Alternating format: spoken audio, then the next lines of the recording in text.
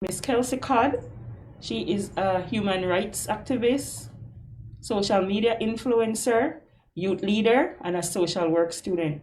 Kelsey, good morning and welcome to the National Women's Commission. Good morning. Thank you for having me. It's a pleasure and honor to be here with you today. Look forward for the discussion. Yes, awesome. Behind Kelsey, you will see a DJ. A DJ. It's not. She's not representing DJ, but DJ has been gracious to us by offering us extra boost of speed for our internet in order for us to conduct our Facebook Live. So, Kelsey, can you tell me a little bit more about yourself? So I grew up in Belize City, Belize. I would say I grew up in a nuclear household. Blessed to have my mom and dad who were very supportive and still are very supportive to me in my life journey.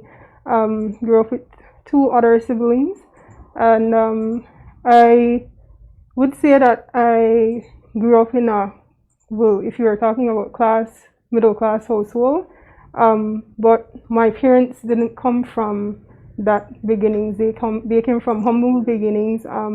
They grew up in poverty, and one of the things that I always appreciated as a child was just to be able to be around and in those places, to see what my parents went through, and they use education to break that cycle of poverty. But I always liked that they didn't shy me away from where they came from, and I had that level of appreciation for people on all spectrums of society. Awesome. I really like that. That's so deep. How and why did you become a human rights advocate? I I think it all started from the tender age of 5, 6. As a child, looking around areas where my mom came from, Eden Site, Ollie and Majestic Ollie, and my dad, he came from areas on the south side as well. So I've seen the detrimental effects of poverty. I've seen how it affected what some of my friends' well-being. Sadly to say that some of them aren't here because of the system of gang violence and then gang violence involved in that. So I was very cognizant of my surroundings from the ages of 6, 7, ask questions, very intuitive, shy, but very much so observant. And so at the tender age of 10, I told my mom, I said, Mom, what can I do to help people? I would love to help people in the future. And she looked at me and she said, maybe you can do something in regards to like social work, since you want to help persons and in vulnerable populations. But my mom, she always exposed me to informed based information from a very young age. So things relating to sexual health rights as well. My mom was very involved in things like that. And so from the ages of 10, I was given information about sexual health and the importance of knowing about your body. And she was very upfront with me as a young lady growing up, telling me the pros and cons with being a woman in society. And so with that, I basically started to do advocacy. I would say around ages 15, but I have a family whereby we always give back to the community. In many ways, we always do like Christmas give back, giving away to our communities, and so I was always exposed from a very young age. And then in 2015, I decided to go and work at volunteer at the mental health Welcome Resource Center. And then I was there for about 3 months. Every summer I would go and I would interact. I would try to find ways to get the population engaged, and we would have some of the most beautiful discussions. I would have some of the most in-depth discussions about the social issues that are happening in our society with persons from the day center, and it Mm-hmm. was a very much so enlightening experience for me.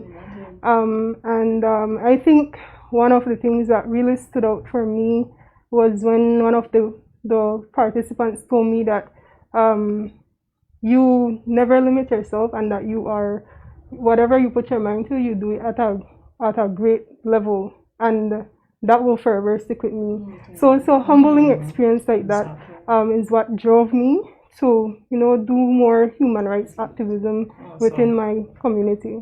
That's great. Tell me more about your work as a youth shadow counselor. Okay, so I in last year, around this time, I believe that, or about like a month, in terms of really and truly looking at the Youth Shadow Council, Mm-hmm. I was contemplating on whether or not I should join. Um, but I thought, how can I, as a young person, basically bring out the social aspect, in terms of getting more other young people to be more aware Mm-hmm. of the social issues within my society, and how can I get them more engaged. So I decided to join the Youth Shadow Council, to help empower other young people. Mm-hmm. With that, I was blessed to be selected. Mm-hmm. I was like, if I put in my application, I'm just hoping for the best. So when I got accepted in, I said, okay, so now what? What can I do to Right. help Mm-hmm. the community? What can I do to help my society? Mm-hmm. And because I have a strong passion in working with young people, Mm-hmm. I set out to design a project that is called Sustainable Actions for Youth, SAY, Okay. and it was geared towards getting young people to be more aware of sexual and mental health. Okay. With this, I also partnered with different organizations, BFLA being one of them, or Circle, um, and I also got the help and assistance of a mental health therapist, Miss Shanda Kanaki, to do 6 week training sessions for 30 young persons. Wow. In this process, 14 of them were very consistent, and they got a certificate Yeah. that was also signed by the mayor of Belize, because they were also very supportive of the project. Project that you're And doing. so Belize City Council basically helped along in that process as well, and they believed in the project. Mm-hmm. And in the process of that as well, I also was able to join different training sessions to build my leadership skills. Got to do a communication training session there, and just to learn the ins and outs of the organization and how leaders work at that That stage, that level. level. Okay, great. Now this tricky question I want to ask: do you aspire to become a politician? um, right now, I think I am geared towards just aspiring to be um, a leader, or just a person, Mm-hmm. who is of value within my society. Not just only to be successful, but to hold value to my society, in the sense that I want to be remembered for my courage, for my humility. I want to be remembered for just, the simple aspect of helping people. Um, but being a politician, I don't know if it's in my future path, but only God knows. Right. And so at this moment, I'm just aiming to become a better person. Be the best Be the Kelsey you best. can be. You're right. So you're not looking at the politicians and saying, I can do that, looking at the mayor, looking at. I definitely think that I don't necessarily at this moment have a Have drive that to be a desire. part of Okay. politics, but Mm-hmm. if it presents itself in the future, I Definitely. might be interested to be a part of it. Okay, great. And so we'll take a short break and come right back with Miss Kelsey Codd.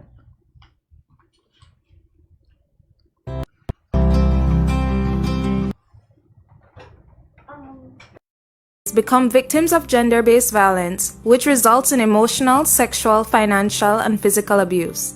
Are you a survivor of gender-based violence and in imminent danger? Don't be afraid. There are ways you can get help. You can call our free emergency numbers at 0800 A Way Out or text or WhatsApp 672-9628 or call 911 to make a report at any time of the day or night. A police officer will assist you. You can also contact the Women and Family Support Department for women abuse or the Department of Human Services for child abuse in your district to discuss options for temporary housing or medium to long-term care and psychosocial support. You can also go directly to the family or magistrate court and obtain a protection order that restrains the abuser from coming in contact with you, or apply for an occupation and tenancy order that orders the abuser to leave the home for the period of time they see fit. Visiting your nearest hospital or polyclinic for medical attention or further referrals is also something you can do. Together, we can end gender-based violence in Belize. We are here to help you. This message is brought to you by the National Women's Commission with funding from the Engender and Spotlight projects, with support from the Department of Youth Services.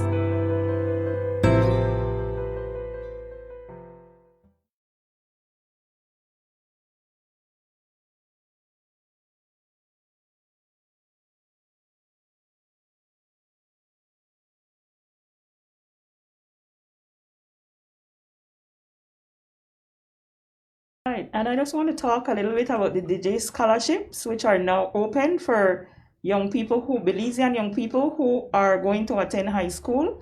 So the scholarship applications are now open. DJ has been offering scholarships since 1991, and they have had 700 successful young people who have successfully completed their education through the DJ scholarships program. And so later on in the program, I will tell you more about DJ and the scholarship program.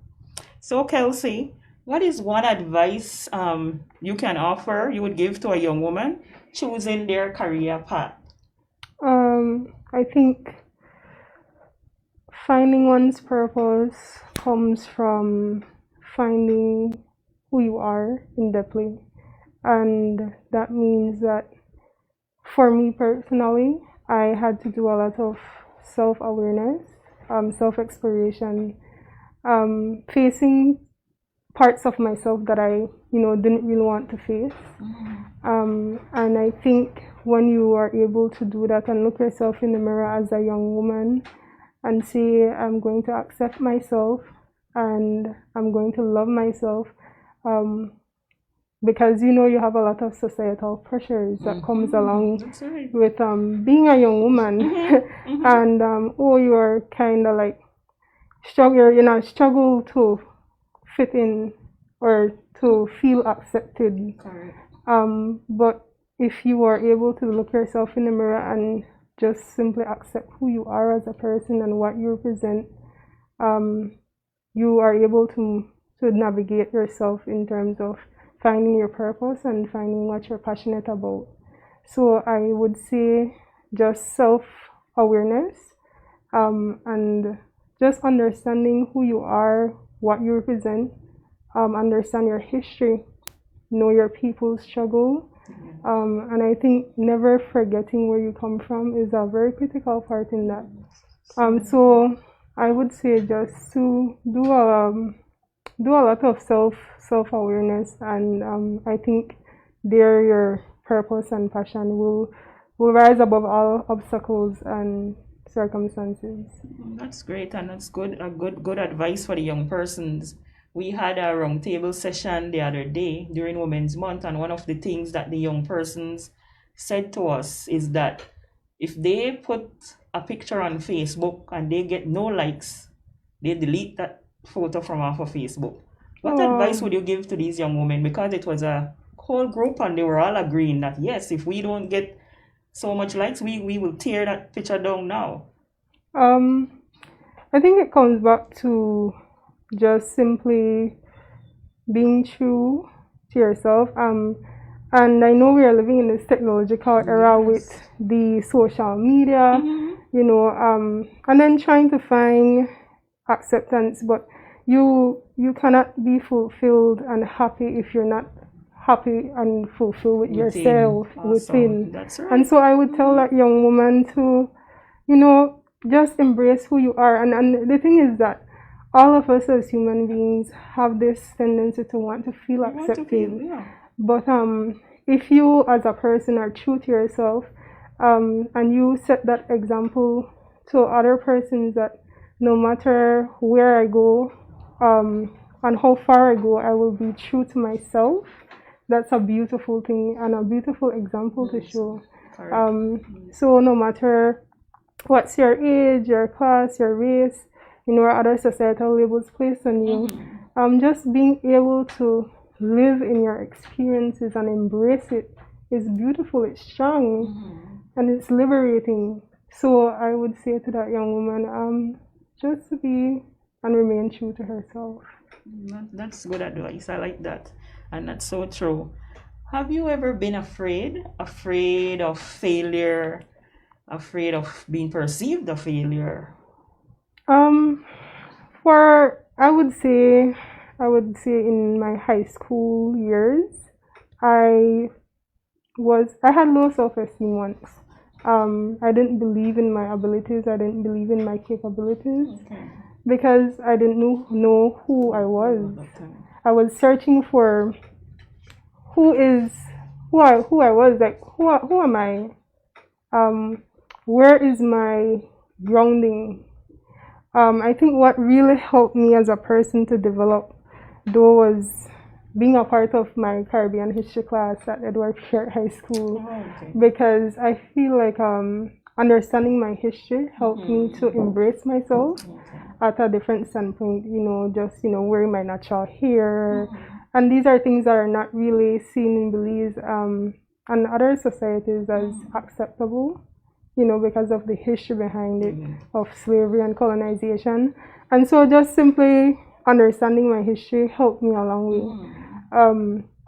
So there was a point in time when I was afraid to do certain things because I was afraid to fail. But I don't really think that, you know, I think failure basically helps in terms of you getting up and doing it again. It's better that you try and than not say you're going to do it because you're afraid of failing. So trying, I believe, is the word that I would use now that I move along with me, that moves along with me in my journey. I will try before I say that I will fail So in the that is how you process. And conquered that's how, those yeah. fears and so on. Yeah.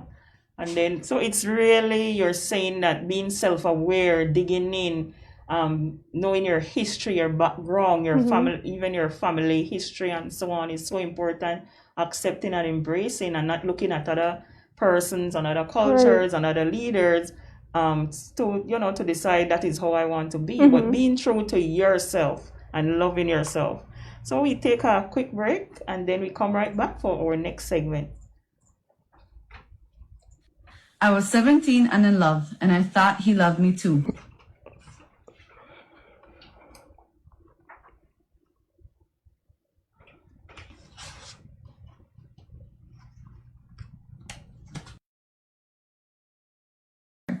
If your partner is controlling you, it is domestic violence. Call 0800 A Way Out or our cell phone number 672-9628. This message is brought to you by the National Women's Commission in collaboration with Miss Universe Belize with funding from the InfoSegura, Engender, and Spotlight projects.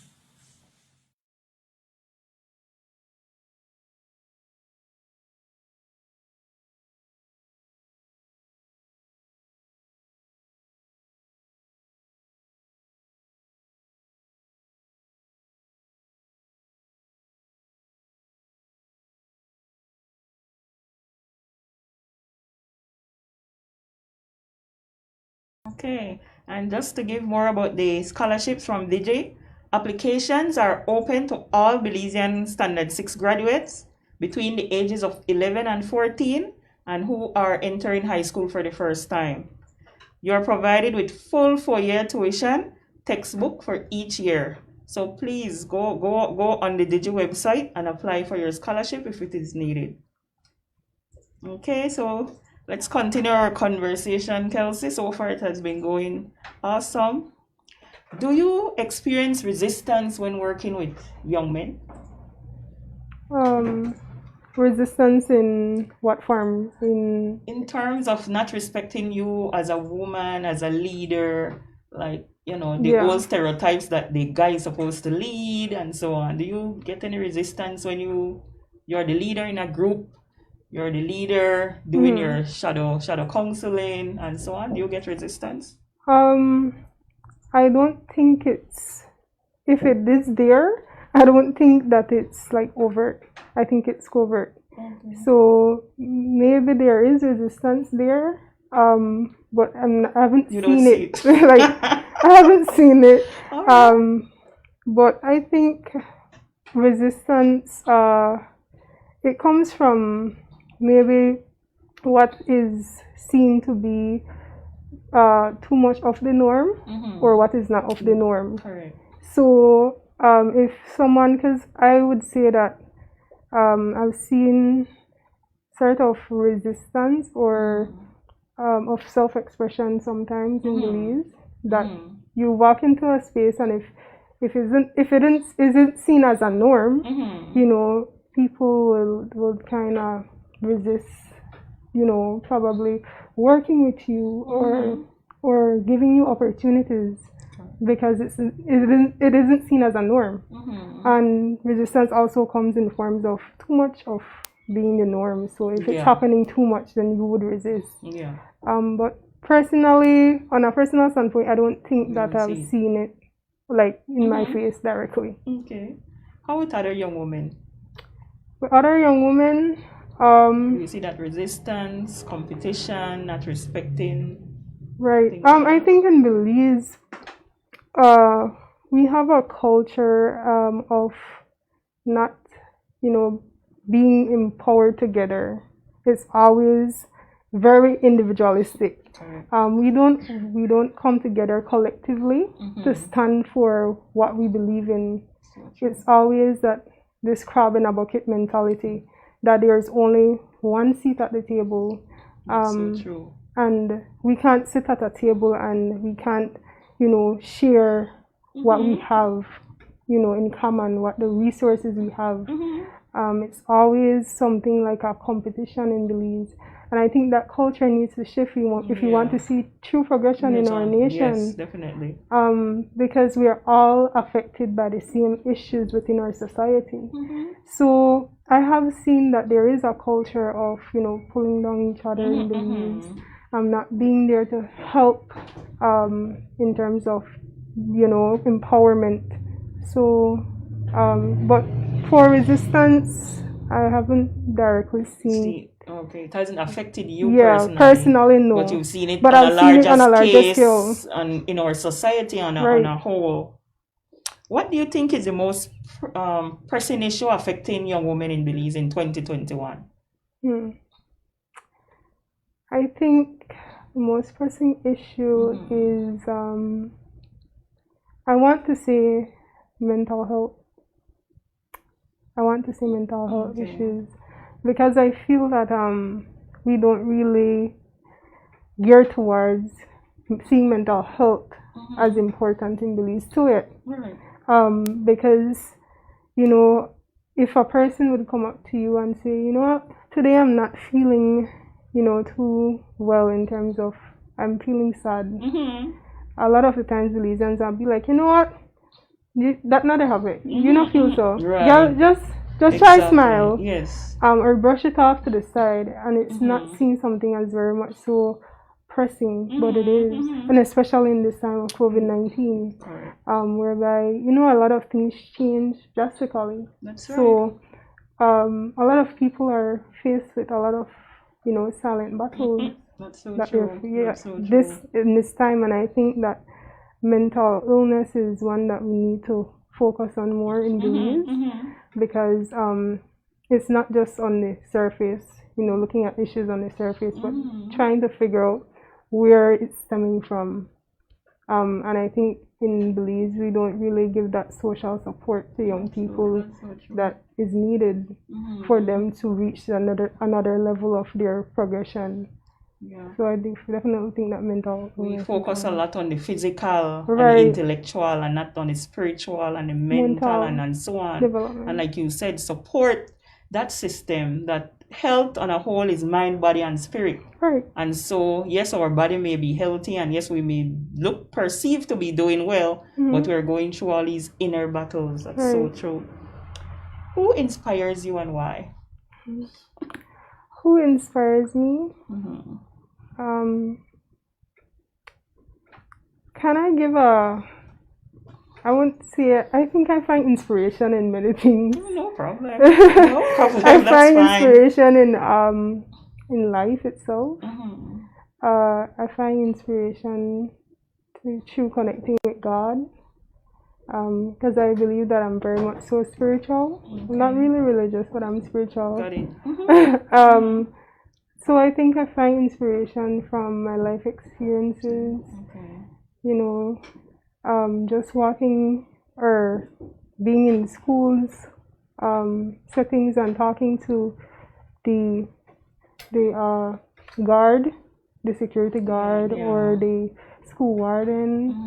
I find their service to our community inspiring. Exactly. I find our leaders, you know, I find inspiration on all spectrums of society. I think that really and truly helps me as a person to develop, to not only see life on one lens, but to see and view it from different lens gives me inspiration. Wow.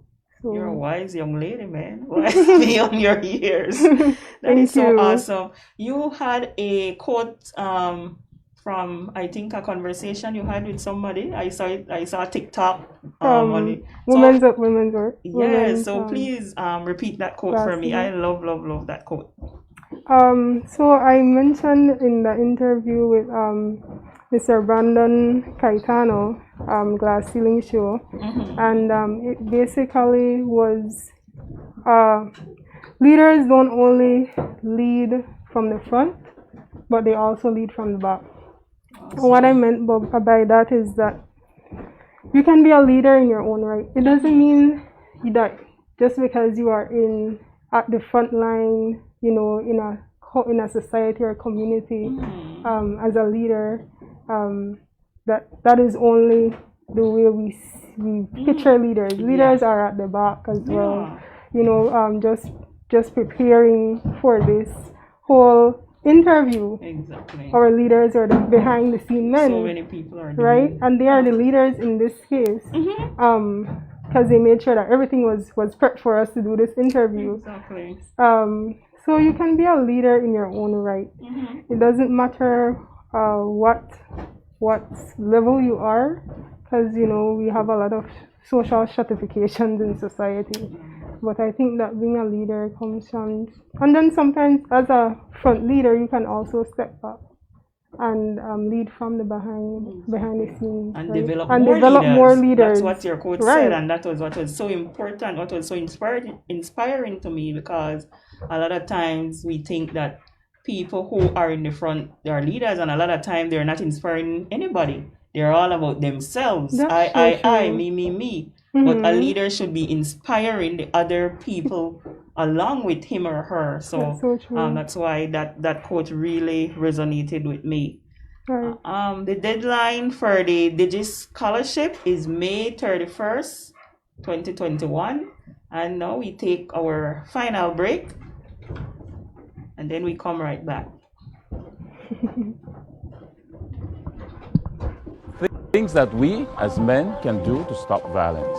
My lack of action and silence affirms and allows violence in my community to continue. I will not be silent nor stay on the sidelines.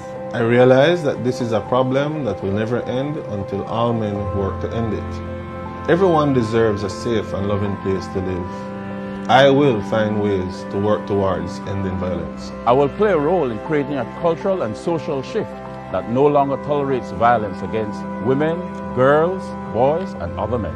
We will take responsibility to re-educate our sons and young men on how sexism, male dominance, and privilege lays the foundation for all forms of abuse against women and girls. We all have a responsibility, and that's why I will challenge my friends, family, neighbors, and co-workers to end gender-based violence. I commit I commit to make changes to end violence in my life and elsewhere.